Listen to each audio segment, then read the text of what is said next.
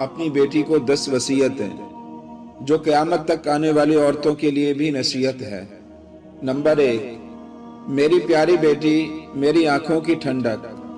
شوہر کے گھر جا کر قناعت والی زندگی گزارنے کا اہتمام کرنا۔ جو دال روٹی ملے اس پر راضی رہنا، جو روکھی سوکھی شوہر کی خوشی کے ساتھ مل جائے وہ اس مرغ پلاؤ سے بہتر ہے جو تمہارے اصرار کرنے پر اس نے ناراضگی سے دیا ہو۔ نمبر 2، میری پیاری بیٹی، اس بات کا خیال رکھنا کہ اپنے شوہر کی بات کو ہمیشہ توجہ سے سننا اور اس کو اہمیت دینا، اور ہر حال میں ان کی بات پر عمل کرنے کی کوشش کرنا۔ اس طرح تم ان کے دل میں جگہ بنا لو گی، کیونکہ اصل آدمی نہیں، آدمی کا کام پیارا ہوتا ہے۔ نمبر 3، میری پیاری بیٹی، اپنی زینت اور جمال کا ایسا خیال رکھنا کہ جب وہ تجھے نگاہ بھر کے دیکھے تو اپنے انتخاب پر خوش ہو، اور سادگی کے ساتھ جتنی بھی استطاعت ہو خوشبو کا اہتمام ضرور کرنا، اور یاد رکھنا کہ تیرے جسم و لباس کی کوئی بو یا کوئی بری ہیت اسے نفرت کراہت نہ دلائے۔ نمبر 4، میری پیاری بیٹی، اپنے شوہر کی نگاہ میں بھلی معلوم ہونے کے لیے اپنی آنکھوں کو سرمے اور کاجل سے حسن دینا، کیونکہ پرکشش آنکھیں پورے وجود کو دیکھنے والے کی نگاہوں میں جچا دیتی ہیں۔ غسل اور وضو کا اہتمام کرنا کہ یہ سب سے اچھی خوشبو ہے اور لطافت کا بہترین ذریعہ ہے۔ نمبر 5، میری پیاری بیٹی، ان کا کھانا وقت سے پہلے ہی اہتمام سے تیار رکھنا، کیونکہ دیر تک برداشت کی جانے والی بھوک بھڑکتے ہوئے شعلے کی مانند ہوتی ہے، اور ان کے آرام کرنے اور نیند پوری کرنے کے اوقات میں سکون کا ماحول بنانا، کیونکہ نیند ادھوری رہ جائے تو طبیعت میں غصہ اور چڑچڑاپن پیدا ہو جاتا ہے۔ نمبر 6،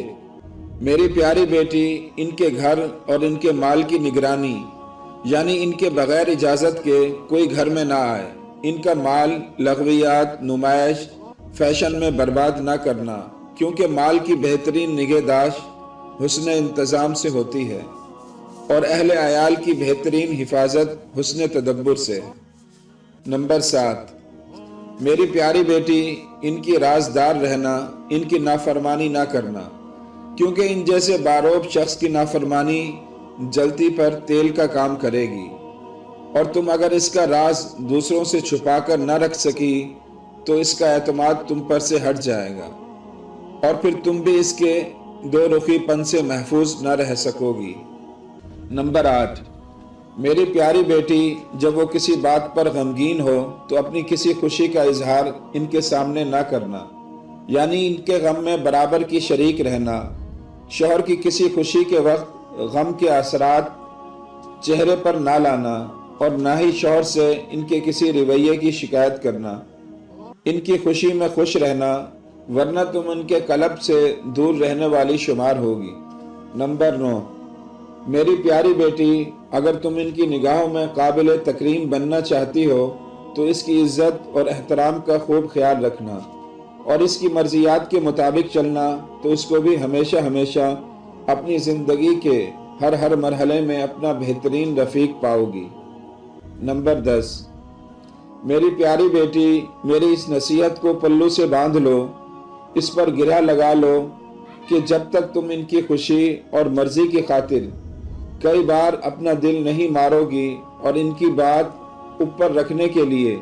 خواہ تمہیں پسند ہو یا نہ پسند، زندگی کے کئی مرحلوں میں اپنے دل میں اٹھنے والی خواہشوں کو دفن نہیں کرو گی، اس وقت تک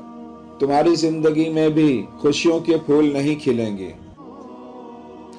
اے میری پیاری اور لاڈلی بیٹی، ان نصیحتوں کے ساتھ میں تمہیں اللہ کے حوالے کرتی ہوں۔ اللہ تعالیٰ زندگی کے تمام مرحلوں میں تمہارے لیے خیر مقدر فرمائے اور ہر برائی سے تم کو بچائے۔